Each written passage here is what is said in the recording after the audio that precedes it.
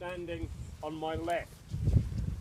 Not only was Davy responsible for the magnificent new cat badge, which is across there and we'll move across to for the dedication handover and unveiling shortly, he was also instrumental in the provision of the original badge, which was placed here under his father, Major David Gray, MBE's direction, when the 7th Battalion was disbanded in 1967. So he was critical in the original concrete badge, the manufacture of it, the making of it, and then he noticed that it was deteriorating and decided at his own expense that he would replace it. I would also like to, on behalf of everybody, say thank you again to David and his family and team who have done so much to make our journey, in some instances, almost to the top of the hill, but even those of us who walked from the tent down there with tea and coffee. And that is a tremendous thing, Davy. Very, very good.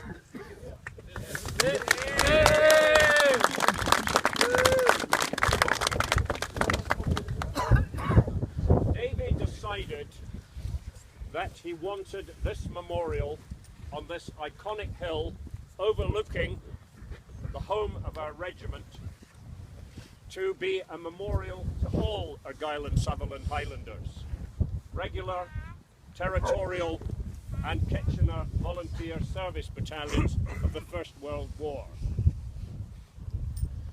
He had what you might call a vision. He did suggest to me that the vision perhaps was assisted by a dram or two, but the best way I think I can tell you about it is to read a very short resume that Davy wrote himself. And I think it's also appropriate. He calls this the faces in the mist, and as the mist rolls over the top of Dumyat. How a dream gave me the final thread for my dedication. I had spent weeks pondering on the working of my dedication for the rear plaque of the memorial. After a very stressful day at work, I came home, had my tea, then went out to the office with pen in hand to try and compose my dedication. I'd been waiting for some information. It was not coming quickly enough as I had a deadline to achieve. I needed the wording finished and sent to the sign company to have it engraved on the steel plates. I wanted the memorial finished for Armistice Day 2014.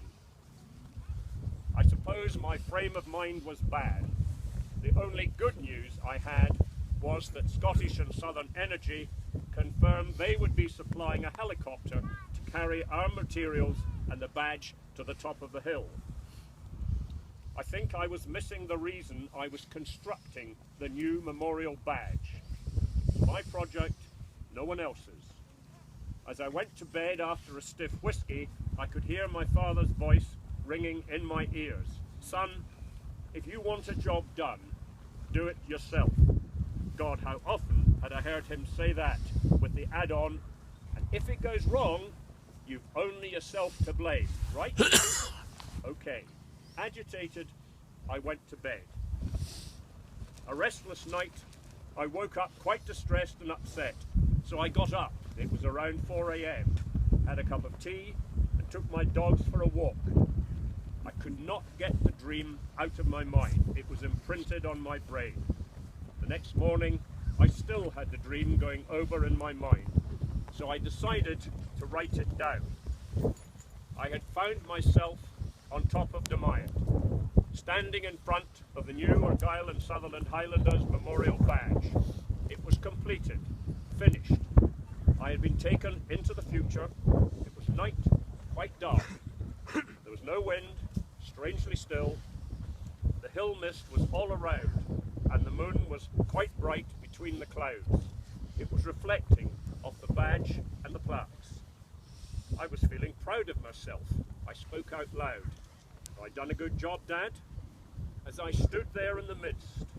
As I stood there, the mist was quite thick as it rose around the badge. I was now aware of the shadows within the mist at the rear of the memorial. young men, almost boys. They were dressed in the uniforms of past wars. Their faces and upper bodies appeared to drift out of the mist. I was not afraid, I was compelled to say. One of the lads looked at me. He reached out and laid his hand on my shoulder. He looked back at the badge and then turned to me and said in a quiet voice, "Thank you." He smiled, then drifted back into the mist. As he and the others turned to leave, the others gave a smile, and one raised his hand to his forehead as an acknowledgement to their sacrifice. Then they were gone. I stood there alone on the hill. I was doing this for them, to thank them for what they had given. I was humbled, emotional. Everything was clear now. They had just reminded me why I had started this project. It was for the faces in the mist. It was for them. It had always been for them, to let them know that this generation would never forget them or the sacrifice they made. They had given me the final thread in my quest for the right word to complete my dedication. From a dream, or was it a dream? If I close my eyes and think of that night, I can still see their faces. Just boys.